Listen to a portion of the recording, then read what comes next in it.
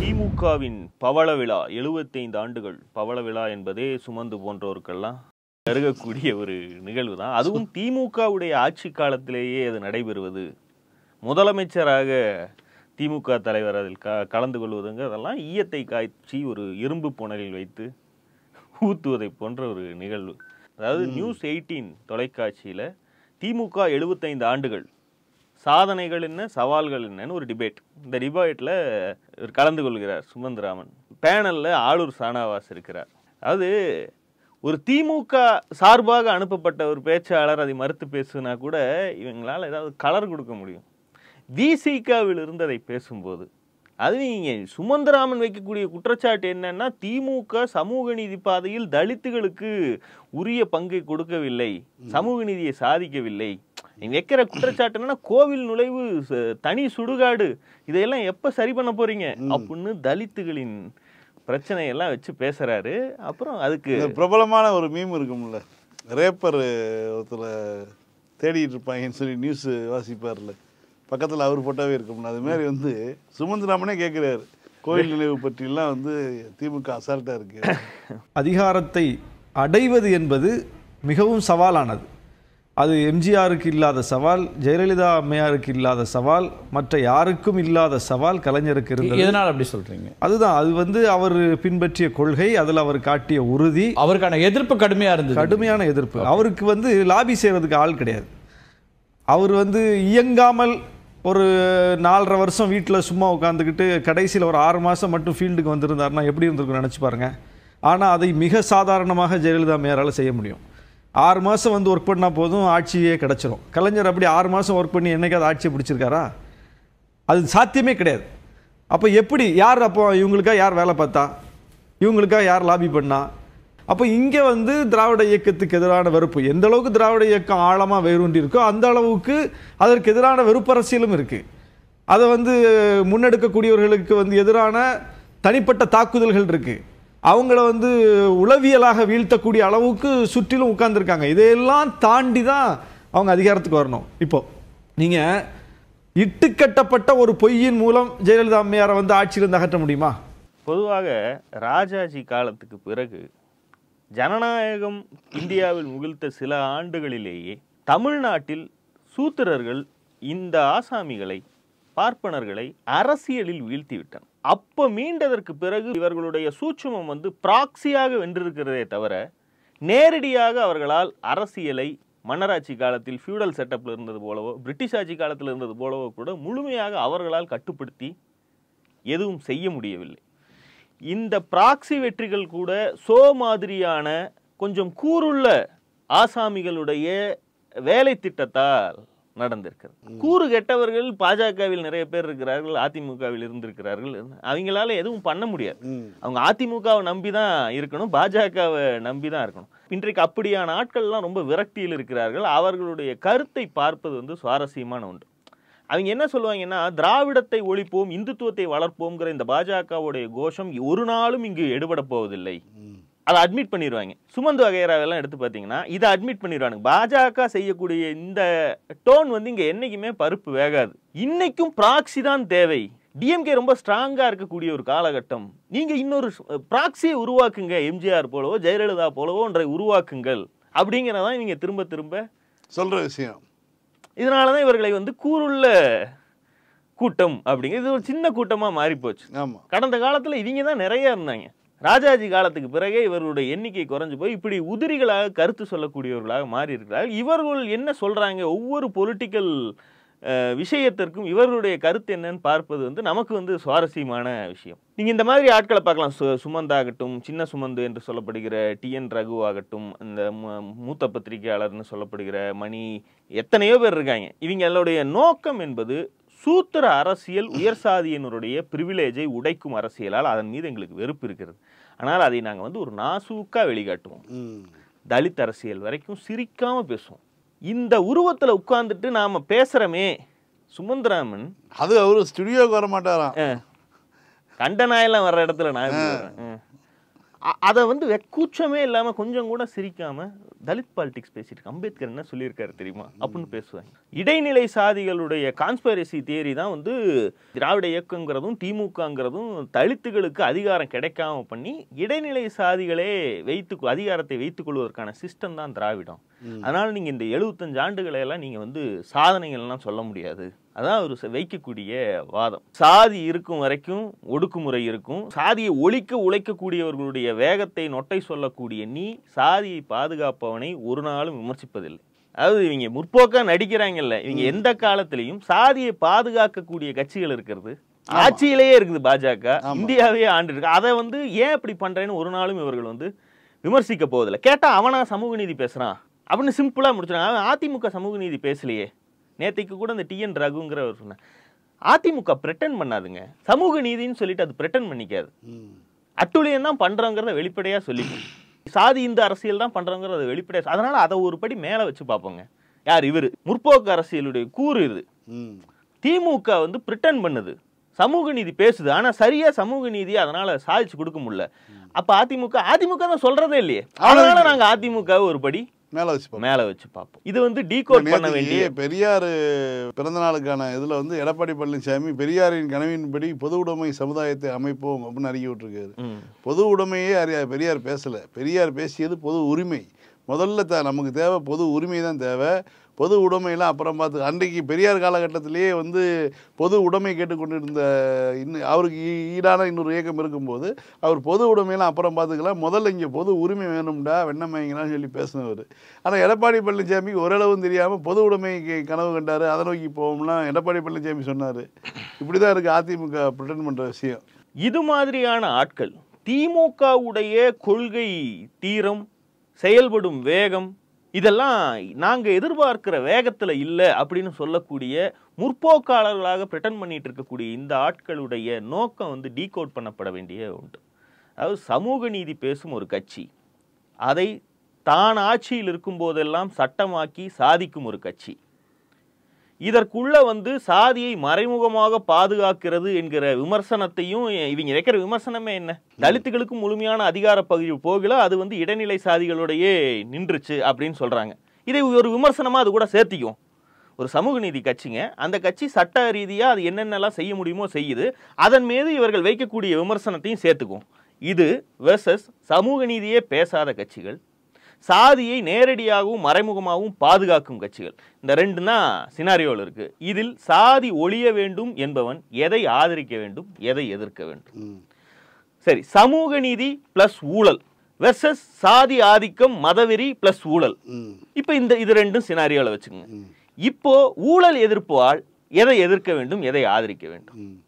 மூணாவது, இடைநிலை சாதிகளுக்கு சமூக நீதியும் தலித்துக்கு அதிகாரம் போய் சேராத இன்னும் அதில் பல்வேறு புகார்கள் இருக்கக்கூடிய ஒரு கட்சி ஒரு சைடு, வெர்சஸ் உயர் சாதிகளுக்கு மட்டுமான கட்சி, தலித் அதிகாரமே போய் சேராத கட்சி பிளஸ் ஊழல். ரெண்டு பக்கமும் எல்லாத்தையும் சேர்த்தி போட்டுங்க. இந்த வகுத்தல் கணக்கு ஒன்று போடுவாங்கல்ல, கீழையும் மேலையும் போட்டு அடிச்சு இப்படி தமிழ்நாட்டில் இருக்கக்கூடிய இந்தியாவில் இருக்கக்கூடிய எல்லா கட்சிகளையும் மேலும் கீழும் போட்டு வகுத்தீங்கன்னா ஈவாக திமுகவிடம் எது மீதி இருக்கும் என்றால் சமூக நீதி, கொள்கை பிடிப்பு, இது மாதிரி அதோடைய கோர் ஐடியாலஜி எல்லாமே மிக குறைவான ஊழல் குற்றச்சாட்டுகள். நீ இந்தியாவில் இருக்கக்கூடிய எந்த கட்சியோட ஒப்பீடு பண்ணாலும் இவ்வளவு நாள் ஒரு கட்சியை வந்து இத்தனை முறை ஆட்சியை பிடித்த கட்சியில் பொறுப்புள்ள கட்சிகளோட நீ ஒப்பீடாக வைத்தால் மிக குறைவான ஊழல் குற்றச்சாட்டுகளுக்கு உள்ளான கட்சி, மிக குறைவான குற்றச்சாட்டுகள் நிரூபிக்கப்பட்ட கட்சியாக திமுக தான் இருக்கும். மிக சொற்பமான விஷயங்கள் கூட அது கூட வந்து வேற. இவங்க என்ன சொல்றாங்கன்னா, ஒரு கொள்கை அடிப்படையான சித்தாந்த அடிப்படையான கட்சினா நீ முழுக்க எந்த புகாருமே வைக்க முடியாத அளவுக்கு இரு அப்படின்னு சொல்றானுங்க. அப்படி சொல்றவனுங்க இதை விட சிறப்பான அந்த புகார் கூட இல்லாத ஒரு கட்சி என்னைக்காவது ஆதரிக்கிறானுங்களான்னு பார்த்தா கிடையாது.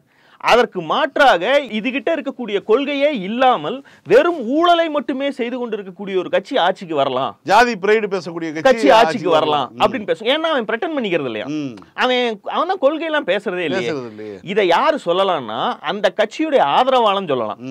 நீ என்ன சொல்லிட்டு இருக்க, தலித்துகளுக்கு அதிகார பகிர்வு போய் சேரல, தலித்துகள் இன்னைக்கும் பல்வேறு கோவில்கள்ல நுழைய முடியாத நிலைமை இருக்கு, தலித்துகளுக்கு தனி சுடுகாடு இருக்கக்கூடிய அவல நிலை இருக்குன்னு முற்போக்கு பேசுவதாக சொல்லக்கூடிய நீ சொல்ற இல்லைங்க. திமுகவினுடைய இந்த 75 ஆண்டுகளை மூணு பார்ட்டா பிரிங்க. 25 ஆண்டுகளாக பிரிங்க. முதல் 25 ஆண்டுகள் பார்ப்பனர் அல்லாத ஒரு இயக்கத்திலேருந்து வந்த கட்சியில் எந்த ஒரு பார்ப்பன தலைமை கிடையாது. முழுக்க முழுக்க வந்து சூத்திரர்கள் மட்டும்தான். சூத்திரர்களே உயர் சாதி சூத்திரர்கள் கையில் வந்து அன்றைக்கு வந்து 49 துவங்கப்பட்ட காலத்தில் இருந்தது. 25 ஆண்டுகளில் அதுக்கு அடுத்து பார்த்தீங்கன்னா அதற்கு அடுத்து இருக்கக்கூடிய இன்னைக்கு எம்பிசிகளாக வரையறுக்கப்பட்டவர்களுடைய கரங்களில் அந்த கட்சி போய் சேருது. அண்ணாவிடம் போகுது. அவர் ஒரு ஓபிசி கம்யூனிட்டி. ஓபிசி கம்யூனிட்டியிலும் ஆண்ட சாதி என்று சொல்ல முடியாது, நிலவுடைமை சாதி இல்லாத ஒரு நெசவாளர் கம்யூனிட்டிக்கு போகுது. அவரிடம் இருந்து மிகவும் பிற்படுத்தப்பட்ட கம்யூனிட்டியில வந்து சேருது. அதுக்கு அதில் அந்த மிகவும் பிற்படுத்தப்பட்டவர்களே பார்த்தீங்கன்னா வந்து கல்லர் மறவராக முடியாது இந்த மாதிரியான அதுலேயும் கடைசியா இருக்கக்கூடிய இதுக்கும் கீழே நீங்க போகணும்னா வண்ணார் நாவிதர் தான் மீதி இருக்காங்க போக முடியும். அந்த அளவுக்கான ஒரு தலைமைக்கு போகுது. அதுக்கு அடுத்து இந்த 25 ஆண்டுகளில் பார்த்தீங்கன்னா ஆராசா போன்றவர்களோ இவர்கள்லாம் வந்துட்டாங்க. அவங்கள பொதுப்பட்டியலுக்குள்ள உள்ள வந்து தலைவர்களாக இருந்து திமுக தொண்டர்களால் கொண்டாடப்படக்கூடிய தலைவர்களாக இருக்கிறாங்க. இன்னைக்கு அந்த இடத்துக்கு திமுக வந்து சேர்ந்துருக்குது. இன்னைக்கு இப்போ பாரு 3 பிரிவாக பிரித்து பார்த்தோம்னா ரொம்ப சுலபமாக இப்படி தான் படிநிலை அமைப்பு முறையில் தான் வந்து அதிகாரத்தை இறங்கும் கொண்டு வர முடியும். நீங்கள் யோசனை பண்ணி பாருங்கள். அன்னைக்கு எம்ஏ டபுள் எம்ஏ முடித்த பேராசிரியர்களும் பெரிய பெரிய என்ன சொல்றது அறிஞர்களும் வந்து திமுகவுடைய தலைமை பொறுப்பில் இருந்தாங்க. இன்னைக்கு இருக்கக்கூடியவர்களுடைய இதை பாருங்க. அண்ணாவே பட்டு ஜரிகைகள்னு கிண்டல் அடித்துல அதுல இருந்து வெளில தன்னை காட்டிக்கிறார். அதுதான் அவர் தன்னுடைய உடையை வந்து அவர் வந்து அழுக்கு வேட்டியும் எண்ணெய் பிசுக்குமா அவர் கட்டினதுக்கான காரணமே நான் இவர்களுடைய ஆட்கள் கிடையாது, இவர்கள் தான் என்னை நம்பி வந்திருக்காங்கிறதுக்கான ஒரு அடையாளமாக தான் தன்னை காட்டிக்கிட்டார். அப்படி இருக்கும்போது இன்னைக்கு இந்த 3வது 25ன்னு பார்த்தோம்னா இந்த 25ல் பட்டியலின மக்களுடைய அதிகாரங்களை மிக அதிகமாக கையில் கொடுத்துருக்காங்க. இப்போ கட்சி பொறுப்புகள்லையும் பார்த்தீங்கன்னா பொது பொறுப்புகளில் கேட்குறேன், திரும்ப கேட்குறேன். திமுகவினுடைய மாவட்ட செயலாளர் எத்தனை பேர் தலித்துகள் திரும்ப கேட்குறாங்க. எத்தனை பேர் தலித்துகள் திரும்ப பட்டியல் கொடுத்துட்டு தான் இருக்கும். நம்ம இருக்கக்கூடிய மாவட்ட செயலாளர்களில் தலித்துகள் இருக்காங்க, அவர்கள் அமைச்சர்களாகவும் இருக்காங்க, மாவட்ட செயலாளரும் இருக்காங்க, கட்சியில் செயல்பட்டு தான் இருக்காங்க. எத்தனையோ ஒன்றிய செயலாளர்கள் பட்டியலின மக்களை சேர்ந்தவர்கள் வந்து ஒன்றிய செயலாளர் இருக்காங்க. அதை பற்றி பேசுங்க. தமிழ்நாட்டில் முக்கிய 400 ஒன்றியம் தானே இருக்குது. திமுகவில் தான் மிக அதிகமான ஒன்றிய செயலாளர்கள் பட்டியலினத்தை சேர்ந்தவர்கள். அதை பற்றி பேசுங்க. இதை நீங்கள் விமர்சனமாக சொன்னீங்கன்னா வச்சுக்கோங்க. இப்போ மற்ற கட்சியெல்லாம் இதை சாதிச்சிட்டாங்களான்னு கேட்டால் மற்ற கட்சி ஆரம்பிப்பது யார், சமூக நீதி நடத்துவது யார் அப்படிங்கிறது பிரச்சனை இல்லைங்க. யாருக்காக உழைக்கிறார்கள் என்பதுதான் பிரச்சனை. கம்யூனிஸ்டுகள் மேலே இதே விமர்சனத்தை வைங்களேன். பொலிட் பீரோ ஏன் பார்ப்பனர்கள் கையில் இருக்குன்னா என்ன பதில் சொல்லுவாங்கன்னா அது யார் கையில் இருக்குன்னு பார்க்காதீங்க, அவங்க யாருக்காக உழைக்கிறார்கள். ஏண்டா இது என்னடா உங்களுக்கு மட்டும் தனியா ஒரு லாஜிக்கு? அப்படித்தானே இருக்கு. இப்போ மிகவும் பிற்படுத்தப்பட்ட இடைநிலை சாதிகளிலேயே கடைநிலையில் இருக்கக்கூடிய சாதி எண்ணிக்கை பலம் இல்லாத வரலாற்று இழிவை இன்று வரை சுமக்கிற ஒரு தலைமையை 60 ஆண்டுகளாக கொண்டுள்ள ஒரு கட்சி வெர்சஸ் ஆண்ட சாதி பார்ப்பன தலைமையை மட்டுமே வைத்திருக்கக்கூடிய ஒரு கட்சி வெர்சஸ் பாஜக போன்ற சனாதனத்தை வெளிப்படையாக தூக்கி பிடிக்கிற கட்சி.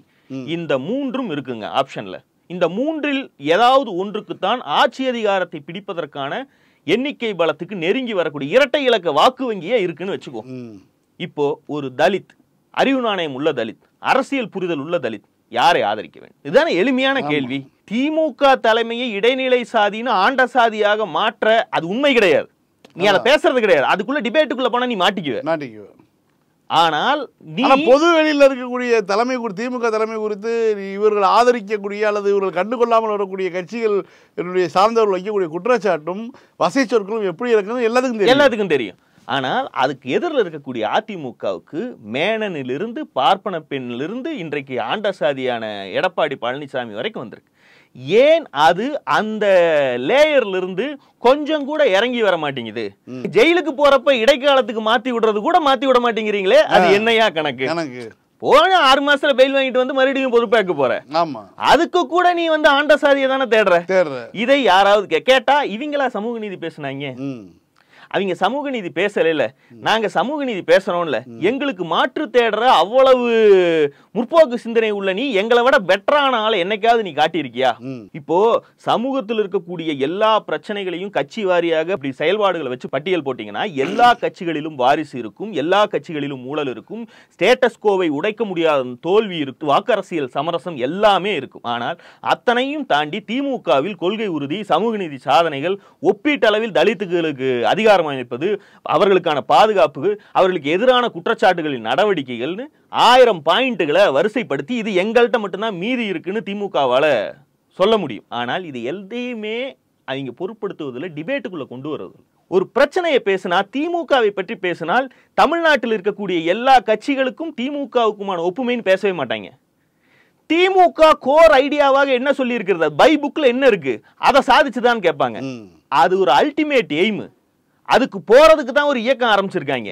நீ இங்க இருக்கக்கூடிய கட்சிகளோட ஒப்பிட மாட்டாங்க. 2000 வருஷமா செஞ்சு வச்சுட்டு போயிருப்பாங்களா, நீ 5 வருஷத்துல அதை கிளியர் பண்ணி வைக்கணுமா? இல்ல இந்த கேள்வியில சிதம்பரம் தீட்சிதர்கிட்ட போய் கேட்க வேண்டிய கேள்வியில இல்ல, திமுக அதுக்கு வந்து கேக்குறீங்க.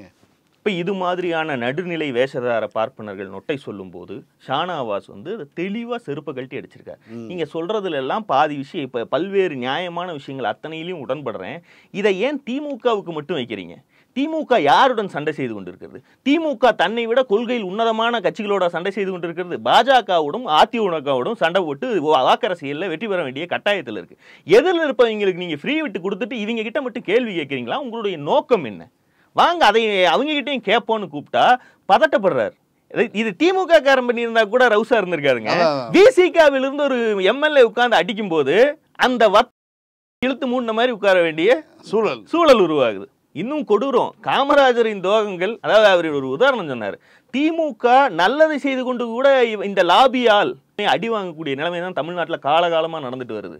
ஈழ விவகாரமாகட்டும், கச்சத்தி விவகாரத்தும் ஒவ்வொன்றிலும் திமுகவுடைய நிலைப்பாடு என்னங்கிறது வரலாற்றுல தெளிவா இருக்கு. ஆனால் இல்லாத உள்ளாத இட்டுக்கட்டிய கதைகளை வைத்து அவர்களை அதில் தூற்றுகிறார்கள். இவர்கள் எந்த காலத்திலும் தமிழ்நாட்டின் எல்லைகளை அடுத்த மாநிலங்களுக்கு விட்டு கொடுத்து அதற்கு நக்கலாக பதில் வேறு சொன்ன காமராஜரை விமர்சித்ததே கிடையாது.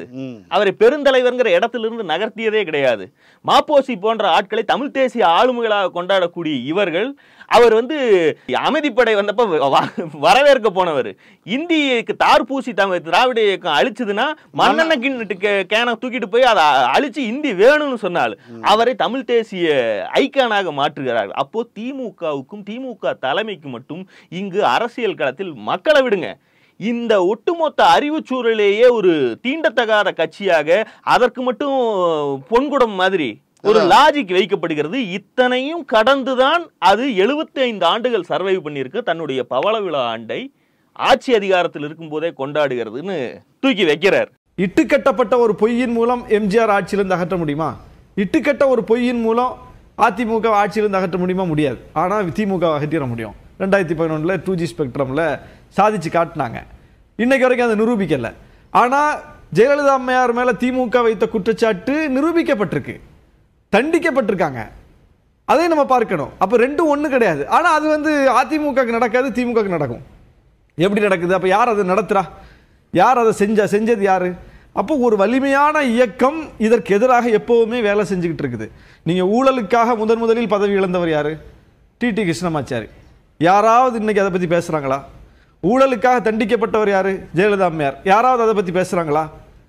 முதல்ல வாரிசு அரசியலில் பூத்துனது யாது? ராஜாஜி. யாராவது அதை பற்றி பேசுகிறாங்களா? உங்களுக்கு வாரிசு அரசியலை நினைவு கூறணும்னா நீங்கள் ராஜாஜியெல்லாம் நீங்கள் வந்து ட்ரெண்ட் பண்ணணும். ராஜாஜி பிறந்த நாளில் நீங்கள் ட்ரெண்ட் பண்ணணும்ல. ஆனால் கலைஞர் பிறந்த நாளில் ட்ரெண்ட் பண்ணுறீங்க. ஆனால் அவர் வந்து ட்ரோலுக்கு உள்ளாகிறார். அவர் தண்டிக்கப்படலை, ஆனால் அவர் ட்ரோலுக்கு உள்ளாகிறார். இது எப்படி?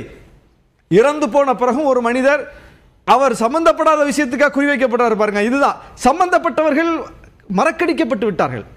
நீங்க மாநில உரிமை விட்டு கொடுத்து விட்டார், கச்சத்தீவை தூக்கி கொடுத்துட்டார்னு அவர் ஃபைட் பண்ண ஒரு விஷயத்தை அவர் மேலே சாட்டுறீங்க. ஆனால் வந்து பீர்மேடு இதெல்லாம் போனால் என்ன, அது வந்து நம்ம இந்தியாவில் தானே இருக்குன்னு சொன்னவர் காமராசர். அதற்காக காமராசர் விமர்சிக்கப்படுறாரா? கிடையாது. அவருடைய ஆட்சி காலத்தில் சங்கரலிங்கனார் உண்ணாவிரதம் இறந்து போறார். திமுக ஆட்சிக்கு வந்து அண்ணா வந்து அந்த பேரை நிலைநாட்டுறார். ஆனால் பிரச்சனை இன்னைக்கு வந்து தமிழுக்கு விரோதி, தமிழினத்துக்கு விரோதின்னு யாரை குற்றம் சாட்டுறாங்க? சங்கரலிங்கனாரை இறக்க விட்டவர்களையா, பேர் வச்சவங்களையா? அப்போ இல்லாத பொல்லாத பழியை சுமக்க வேண்டியிருக்கு பாருங்க. இது வந்து வினோதமா இருக்கு. மாப்போசி வந்து அமைதிப்படை வரவேற்பேன்னு போறார். இலங்கையில் போய் தமிழ் மக்களை கொன்றொழித்து விட்டு வரக்கூடிய படையை வரவேற்க நான் போவேங்கிறார். கலைஞர் முதலமைச்சராக இருந்து புரோட்டோக்கால் அவர் போய் வரவேற்கணும். மாப்போசிக்கு புரோட்டோக்கால் கிடையாது. ஆனால் தமிழின தலைவராக மாப்போசி போற்றப்படுகிறார். கலைஞர் தமிழின விரோதியாக தூற்றப்படுறார். எப்படி? வரலாற்றில் எவ்வளோ பெரிய வினோதங்கள் நடக்குது பாருங்க. உண்மைதான். இப்போ நேற்றைக்கு கூட பார்த்தீங்கன்னா திமுகவினுடைய பொதுச் செயலாளர் பேசும்போது இந்தியாவினுடைய 17 அதிகாரிகள், மிக முக்கியமான ஒரு துறையில் இருக்கக்கூடிய அதிகாரிகளில் 14 பேர் பார்ப்பனர்களாக இருக்கிறார்கள் அப்படிங்கிற விமர்சனம் இன்றைக்கி வைக்கிறாங்கல்ல. இந்த விமர்சனத்தை அவங்க வந்து 75 வருஷத்துக்கு முன்னாடி வைக்கிறாங்க. ஆனால் அன்றைக்கு யாருக்கு எதிராக வைத்தார்களோ அதே காங்கிரஸ் இன்னைக்கு இந்த இடத்துக்கு வந்து சேர்ந்துருக்கு. ராகுல் காந்தி கேட்கிறாரு, இருக்கக்கூடிய 97 அதிகாரிகளில் செக்ரட்டரிஸில் வந்து ஏன் வந்து 93 பேர் வந்து பார்ப்பனர்களாக இருக்காங்க, ஒரே கம்யூனிட்டி சேர்ந்தவங்க இருக்காங்கன்னு சொல்லி ராகுல் காந்தி கேள்வி கேட்கிறார் இல்லையா? இந்த ஒரு சூழலை இந்திய உபகண்டத்தில் ஏற்படுத்தியது திமுக. திமுகங்கிற கட்சி ஆட்சி அதிகாரத்துக்கு வருவது அதனுடைய வெற்றி அல்ல. அரசியல் சூழலை ஒரு பார்ப்பனன் டிபேட்ல உட்கார்ந்து தலித்துகளுக்கு ஏன் தனிச்சுடுகாடுன்னு கேட்க வச்சுட்டான் பாரு. அப்ப என்ன அர்த்தம்? இங்க அறிவு சூழல்ல அதைத்தான் பேசணும்னு உன்னை இது பண்ணி வச்சுக்கானுங்க. 100 வருஷத்துக்கு முன்னாடி உன் தாத்தனும் பாட்டனும் உங்களுக்கு எதுக்குடா பொது சுடுகாடு, நீங்க தனியா இருங்கடான்னு வெளிப்படையா பேசுவானுங்க. இல்லைங்க, 6 மாசத்துக்கு முன்னாடி தான் மேல வந்து மூத்திர அடிச்ச ஒரு பண்டிட் அடிச்சுட்டான் தண்ணியை போட்டுன்னா அசிங்கப்படுத்தப்பட்டவன் வந்து மத்திய பிரதேசத்தில் சொல்றான், அவர் எங்க ஊருடைய பண்டிட்டு, அவர் வந்து செஞ்சதுக்கு வந்து நானே மன்னிப்பு கேட்டுக்கிறேன், அவரை வந்து யாரும் தண்டிக்காதீங்கன்னு சொல்லி வந்து அறிவிப்பு வெளியிடுற அளவுக்கு வந்து அந்த பார்ப்பனர்களுடைய நிலைமை அங்கே இருக்குது. அதாவது கடவுளுக்கும் மேற்பட்டவர்களாக அங்கே இருக்காங்க. ஒருத்தர் சிறுநீர் பெஞ்சதை கூட வந்து கண்டுக்காதீங்க, தண்டனை கொடுக்காதீங்கன்னு சொல்லி கேட்கக்கூடிய அளவில் வந்து அங்கே வச்சுருக்காங்க. இங்கே அப்படி நடக்க முடியுமா? யோசிச்சு கூட அப்படி பார்க்க முடியுமா? அப்படிங்க திமுக, அதிமுக, பாஜக இவையெல்லாம் அதிகாரத்தை அடைந்த கட்சிகள். அவர்களுக்கு இது மாதிரியான சமூகத்தில் இருக்கக்கூடிய பிரச்சனைகளுக்கு பதில் சொல்ல வேண்டிய தார்மீக கடமை உண்டு. அதிகாரத்தையே அடையாத முற்போக்கு கட்சிகளை முன்வைத்து இங்கு செய்யப்படக்கூடிய ஒரு அரசியல் உண்டு. விசிக ஏன் திமுகவோடு இருக்கிறது, முறிச்சுக்கிட்டு வாங்கன்னு கூப்பிடுறதோட லாஜிக்லாம் அவங்க பின்னாடி என்னெல்லாம் வைக்கிறாங்கன்னா, சரி திமுக அதிகாரத்தில் இருக்கிறது, அது தான் செய்த சாதனைகளாக பட்டியலிடுகிறது, அதில் போதாமைகள்னு நீங்க பட்டியலிடுறீங்க, இந்த போதாமை பட்டியலை எதற்கு எந்த கட்சிகளுக்கு வைக்க முடியாதுன்னா ஆட்சி அதிகாரத்தையே சுவைக்காத கம்யூனிஸ்டுகளுக்கோ விசிக போன்ற கட்சிகளுக்கோ அவர்களும் முற்போக்கு பேசுகிறார்கள். திமுகவுடைய பல்வேறு கொள்கைகள் அவர்களும் ஒத்துப்போகிறார்கள். ஆனால் அவர்களுக்கு அதிகாரம் கிடைக்கவில்லை. சரி, இவர்களையாவது ஆட்சி அதிகாரத்துக்கு கொண்டு வருவோன்னு இவனுங்க என்னைக்காச்சும் பேசியிருக்கானுங்களா?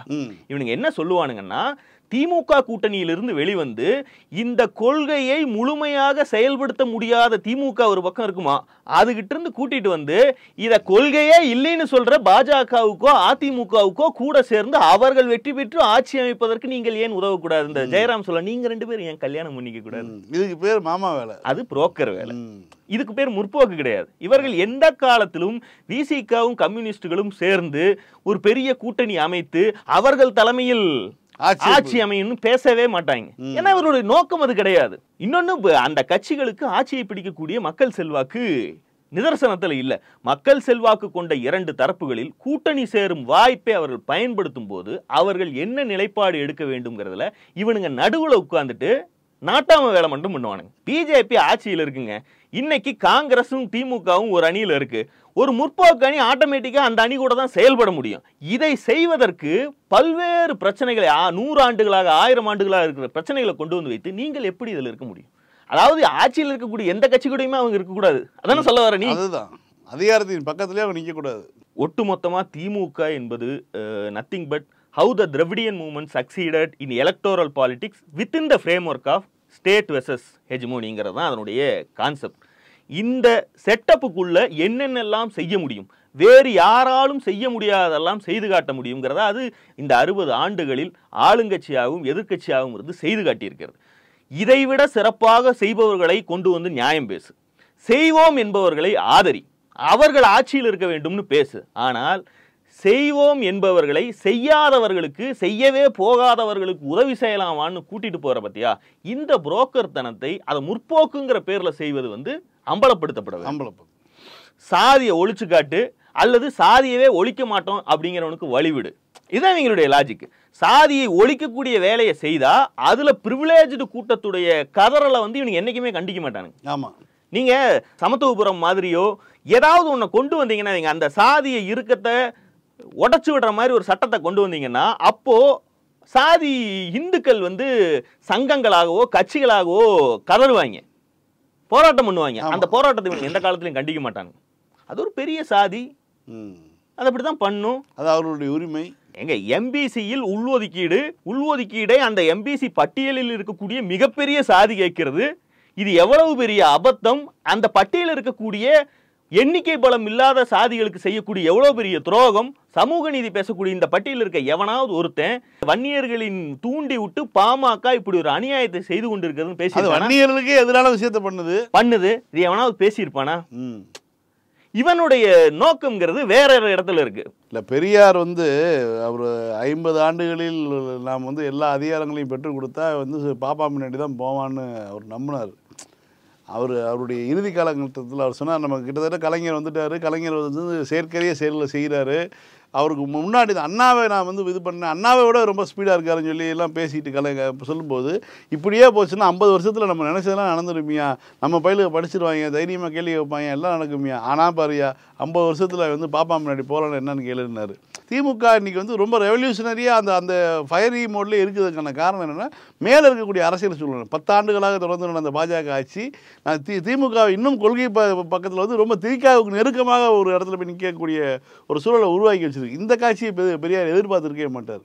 இப்படி ஒரு சூழல் இந்தியாவில் நிலவும், திமுக இப்படி ஒரு ஸ்டாண்ட் எடுக்கும், இப்படி அந்த கட்சியை மாறும். இன்னும் சொல்ல போனால் அவர் சீப்போன்னு வெறுத்து ஒதுக்கிட்டு வந்த காங்கிரஸ் வந்து இப்படி வந்து ஒரு நிலை மாறி நிற்கும்ங்கிறத வந்து பெரியாரே எதிர்பார்த்திருக்க மாட்டார்.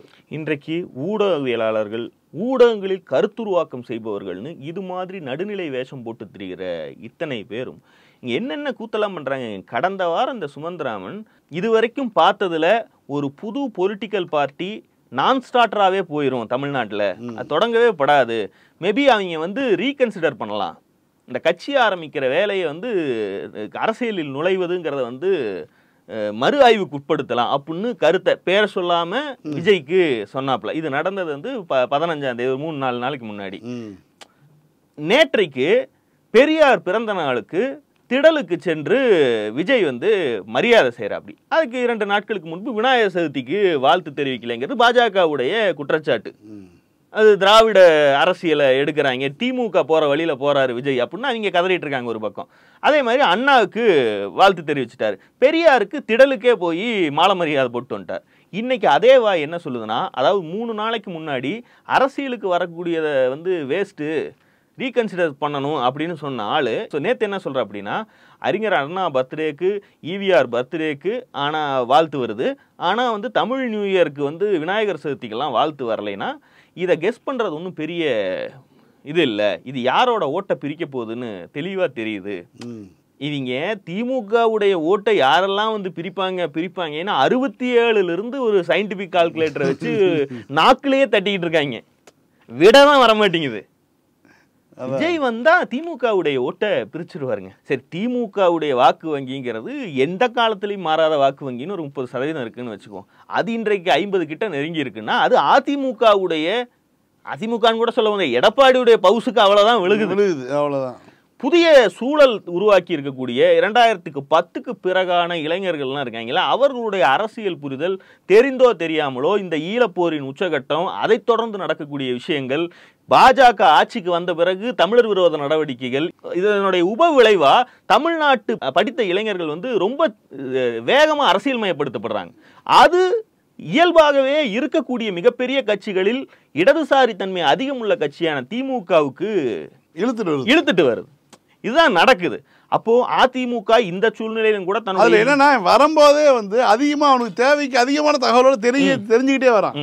இது அதிமுக இன்றைக்கும் தனது 20% வாக்கு வங்கியை தக்க வச்சிருக்கு. கடந்த தேர்தலில் பார்த்துருக்கோம், அதுல 10% திமுகவுக்கு வந்திருக்குன்னு கூட ஒரு லாஜிக்கு வச்சுக்கோம். ஒரு புது பிளேயர் வந்தா அவரும் திமுகவுடைய கொள்கைகளை பேசினா, ஏன்னா இதுக்கு முன்னாடி திமுகவின் கொள்கையை பேசியது அதிமுக. ஆமா, எனக்கு அவங்களுக்கு அண்ணா ஆரம்பிச்ச கட்சி என்ன சொல்லுதோ அதுதாங்க எங்களுடைய கொள்கையும். இது திசை மாதிரி போகுது திமுக. ஆமா, அதனுடைய தலைவருடைய சாதி எங்களுக்கு பிரச்சனையா இருக்குங்க, அதனால நாங்க வந்து ஆண்ட சாதிகளை வச்சு, மேனனை வச்சு, பாப்பாத்தியை வச்சு வேற கட்சி ஆரம்பி, இதுதான் எங்களுடைய லாஜிக். இதுக்கு முன்னாடி செய்தது அதிமுக. இப்படி ஒரு புது பிளேயர் வந்தா என்ன நடக்கும்? திமுகவுடைய பழைய வாக்காளர்களை எம்ஜிஆராலையும் பண்ண முடியல, ஜெயலலிதாவாலையும் கூட்டிட்டு போக முடியல. இப்ப திமுக எதிர்ப்பில் பாஜக நாதாகாவை ஆதரித்த வாக்காளர்கள்னு ஒரு பங்கு வரும், திமுகவுக்கு புதிதாக அதிமுகவிலிருந்து வந்தவர்கள்னு ஒரு பங்கு வரும். அதிமுக இப்ப புடிச்சு வச்சிருக்கிறதுல இருந்து இவருடைய பல்லு பவுசுக்கு செட் ஆகாது, புது காலை பார்த்துட்டேன்னா அங்க வரக்கூடிய ஒரு இது வரும். நீங்க ஒரு புது பிளேயர் வந்தா திமுகவுக்கு புதுசா வந்திருக்கக்கூடிய அதிமுகவிலிருந்து வந்திருக்கக்கூடிய மற்ற கட்சிகள் இருந்து வந்திருக்கக்கூடிய அது எப்படி 30-50 எப்படி ஆச்சு? ஆயிருக்குல்ல, 20% ஏறி இருக்குல்ல, அது அதிமுக இருந்து நிறைய வந்திருக்கும், அதுல ஒரு % போகுதுன்னு வச்சுக்குவோம். அதிமுக இப்ப புடிச்சு வச்சிருக்கிறதுல இருந்து ஒரு பெர்சன்டேஜ் போகுது வருங்க. திமுகவை எதிர்ப்பதில் அதிமுகவுக்கு அவ்வளவு ஃபோர்ஸ் பத்துல, நாதாகவும் பாஜகவும் கொடூரமா பண்றானுங்க, நம்ம அதுக்கு ஓட்டு போடுவோம்னு சமீப காலத்துல போனதுல இருந்து ஒரு பெர்சன்டேஜ் வரும். இப்படி தீவிர வலதுசாரிகள் இப்படி எப்படி எல்லாம் கணக்கு போட்டீங்கனாலும் அது ஒரு 5% 10% ஆகணும். ஏன் 20% கூட ஆகட்டும். இதனால் யாருக்கு என்ன நட்டம்? ரெண்டாவது, ஆட்சி அதிகாரத்தையே இழக்க மாட்டோம் என்று அதிமுக நினைச்சிட்டு இருக்கோம். யோசிச்சு பாருங்களேன், என்னைக்குமே ஆட்சியிலேயே இருப்போம்னு ஒரு கட்சி நினைக்குமா? அப்ப திராவிட கொள்கைகளை, பெரியார முற்று முதலாக மறுதளிக்கக்கூடிய இழிவுபடுத்துற வேலையை சீமானை வைத்து தமிழ் சூழலில் மிக கொடூரமாக இளைஞர் மத்தியில் பற்ற வைத்தது பாஜக. இன்றைக்கு விஜய் போன்ற ஒருவர் பெரியாரை உயர்த்தி பிடிக்கும் போது இளம் வாக்காளர்கள் மத்தியில, இன்னும் வாக்களிக்கவே வராத இளைஞர்கள் மத்தியில பெரியார் போய் பாசிட்டிவா ரீச் ஆகிறார். இது செய்ய போகிற வேலை வந்து ஏதோ 2026 தேர்தலுக்கோ 31 தேர்தலுக்கோ அல்ல, 41 எப்படி பார்த்தாலும் பெரியார் மீது மதிப்பு கொண்ட ஒரு தலைமுறை வந்து சேரக்கூடிய இடம் வந்து ஒரு சித்தாந்த அரசியல் இருக்கக்கூடிய இடமா தான் இருக்கு. அது இன்னைக்கு இந்த எலெக்ஷன் அடுத்த எலெக்ஷன் இல்ல, என்னைக்கு இருந்தாலும் அது எங்களுக்கு வந்து சேர வேண்டியது. கரெக்ட். இப்படிதான் அதை பார்க்க வேண்டிய தேவை. இவனுங்க வந்து என்ன 2026 எலெக்ஷன்ல அது அப்படி மாதிரி எலெக்ஷன் முடிகிற அன்னைக்கு பார்க்க போறோமே, லாஸ்ட் லாஃப், கடைசி சிரிப்பு யாருடையதுங்கிறத தேர்தல் முடிகிற அன்னைக்கு பார்க்க போறோம். ஆனா நம்ம பொதுவாவே இதை எப்படி பார்க்கணும்? நல்ல ஒரு இவரை கொண்டு போய் சேர்த்துவதற்கு நம்ம பண்றதையெல்லாம் விட இதை இவங்களால ஈஸியா பண்ண முடியும், பாசிட்டிவா தான் பார்க்க முடியும். கடைசியா ஒரு தடவை சிம்பு வந்து திராவிட பேசின பெரியார் குத்தலாம், அது ஒரு பெரிய, அந்த பசங்களுக்கு அந்த வயதில் இருக்கக்கூடியவர்களுக்கு சிம்பு மாதிரியான ஆட்கள், விஜய் மாதிரியான ஆட்கள் கொண்டு போய் பாசிட்டிவா சேர்க்கும் போதுதான் இவங்க சொல்றாங்கன்னா பெரிய மனுஷன்ல அவர் என்ன பண்ணியிருக்காரு, அவரை திட்டான்னா அவன் எப்பேற்பட்ட அயோக்கியனா இருப்பான், இப்படிதானே போய் சேரும். இது ரொம்ப பெரிய விஷயம். இதை ஒரு தேர்தலுக்காக எல்லாம் பார்க்க கூடாது. இன்னொன்னு ஃப்ளோட்டிங் சிக்னிஃபையர்பாங்க, மிதக்கக்கூடிய குறிப்பான்கள். அதாவது அரசியல் சூழல் ஒரு பயன்படுத்தக்கூடிய ஒரு செல், அது தமிழன், திராவிடன், இந்தியன் என்னவா இருக்கலாம், அதுக்கு நேரடியான ஒரு பொருள் பாலிடிக்ஸ்ல இருக்காது. அந்த பொருளை நீங்க வேகா இருக்கும், மாறிக்கொள்ளக்கூடியதா இருக்கும், இன்டர்பிரட் பண்ணக்கூடியவர்கள் எப்படி வேணாலும் அதை தமிழன்கிறத சீமான் ஒரு மாதிரி சொல்லலாம், திராவிட இயக்கம் ஒரு மாதிரி சொல்லலாம், இந்துத்துவ சக்திகள் வேறு மாதிரி சொல்லலாம். இப்படி இந்த மாதிரி ஃப்ளோட்டிங் சிக்னிஃபையரை எல்லாம் எப்படி வேணாலும் பயன்படுத்திக்கலாங்கிற ஒரு ஃப்ளெக்சிபிள் தன்மையோடையே அது இருக்கும். அது நமக்கு ஆதரவாக வரும்போது திராவிடம், பெரியாருங்கிறதெல்லாம் இன்னைக்கு அப்படி ஒரு குறிப்பான்கள். அதை பயன்படுத்தக்கூடிய ஆள் வந்து வெற்று குறிப்பானாகவே அதை பயன்படுத்தினாலும் அதுக்கு மதிப்பு இருக்குன்னா அதை அப்படியே பயணிக்க விடணும். கடைசியில் அது என்ன ஆகும்னா, உண்மையிலேயே திராவிடம் என்பதையும் பெரியார் என்பதையும் ஒரு சித்தாந்த பின்புலத்தோடு எந்த கட்சி அணுகுதோ, அதை நான் திமுகன்னு கூட சொல்லல, யார் அதை அர்த்த புஷ்டியோடு அந்த சொற்களை பயன்படுத்துறாங்களோ அவர்கள்ட்ட அது வந்து சேர்ந்துடும். திமுக என்பது திராவிடத்தை, சமூக நீதியை ஒரு செயல் திட்டத்தோடு கொண்டு இயங்கக்கூடிய ஒரு அமைப்பு. அதனுடைய பிராக்சிகள் திராவிடம் என்பதையும் சமூக நீதி என்பதையும் வெற்று குறியீடுகளாக கொண்டு இயங்கக்கூடியவை. நாம் ஆள்வது என்பதே மிராக்கிள். முதல்ல தமிழ்நாட்டில் மட்டும்தான் இது சாத்தியம். இவ்வளவு ஆன்டி சென்டிமெண்ட் பார்ட்டி ஒண்ணு 75 ஆண்டு காலம் சர்வைவ் பண்றது இல்ல, அதுல 30 ஆண்டு காலம் ஆள்றதுங்கிறது இருக்கு பாத்தீங்களா, அதுவே ஒரு பெரிய மிராக்கிள். 90 வச்சு அழிக்கிறாரு, பொட்டு வச்சு அழிக்கிறாரு, இங்க வந்து இப்படி பண்றாருங்கிறாரு. ஆக நாம வந்து எதிர்கட்சியாக இருப்பது என்பதுதான் வந்து நம்மளுடைய கனவை. இது போனஸ். ஆட்சி அதிகாரம்ங்கிறதெல்லாம் பாதி வேலைகளை எதிர்கட்சியாக இருந்தே செய்து கொள்ள முடியும். ஆமா, திமுகவுடைய ஆட்சி செய்ய வேண்டியதுதான் காமராஜரை வைத்தே செய்ய வைக்கவும் முடியும். அது போதலைங்கிறதுனாலதான் மக்கள் ஆட்சி அதிகாரத்தையே தூக்கி இவ்வளவு ஆன்டி சென்டிமெண்ட் பார்ட்டி கிட்ட கொடுக்குறாங்க. அப்போ இந்த வெற்றி குறியீடுகள் நமக்கானதாக இருக்கும்போது அதை அனுமதிப்பதில் எந்த பிரச்சனையுமே இல்லை. பாஜக மற்றும் அதிமுகவுடைய பதட்டத்தை, விஜயுடைய இந்த செயல்பாடுகள் அவர்களுக்கு கொடுக்கக்கூடிய பதட்டம். ஏன்னா இந்த நம்பர் இருக்குல்ல, அவர் எய்ம் பண்ணக்கூடிய, எல்லாரும் கணிக்கக்கூடிய 5-8%, 5-10% மாதிரியான நம்பர், இந்த நம்பர் திமுகவுக்கோ அதிமுகவுக்கோ கால்வாசி. அவங்க காலகாலமா கனவு கண்டுட்டு இருக்கிறதே பாஜகவுக்கு இந்த நம்பர் தான். திமுகவினர் எடுத்துக்க வேண்டிய ஒரே ஒரு குறியீடு என்னன்னா, நேற்றைக்கு வந்து அந்த திடல்ல வந்து ஒரு திமுக தொண்டர் வந்து செல்ஃபி எடுத்துட்டு இளைஞரணி லோகோட நீங்க செல்ஃபி எடுத்தா பார்த்தீங்க, அந்த கான்ஃபிடென்ட் தான், அதுதான் மேட்டர், அதுதான் செய்தி, அதுதான் புரிஞ்சுக்கணும், அப்படிதான் புரிஞ்சுக்கணும். இதை வந்து இவங்க வந்து எப்படி புரிஞ்சுக்குவாங்கன்னா, இன்னொரு ப்ராக்சி வந்துருச்சு, ஆகா இதை வச்சு நம்ம இதுக்கு பின்னாடி நம்ம வந்து போகலாம் அப்படிங்கிறது இவங்க பிளானாக இருக்கும். எது எப்படியா இருந்தாலும் இது நடப்பது நன்மைக்கு தான். இது நடந்து கொண்டே இருக்கும்போது தொடர்ச்சியா அதிமுக மற்றும் பாஜகவுக்கு தெளிவா தெரியும், இளநீ எந்த கடையில் கயிறு போட்டு உருவப்படுகிறது. அவங்க அப்ப கதறுவாங்க, அப்போது நம்ம வந்து பாப்கார்ன் சாப்பிட்டபடி ரசிக்கலாம். நாளை சந்திப்போம். லைக் பண்ணுங்க, ஷேர் பண்ணுங்க, சப்ஸ்கிரைப் பண்ணுங்க, கமெண்ட் பண்ணுங்க. பாய். பாலிடிக்ஸ் பேசலாம். பாலிடிக்ஸ்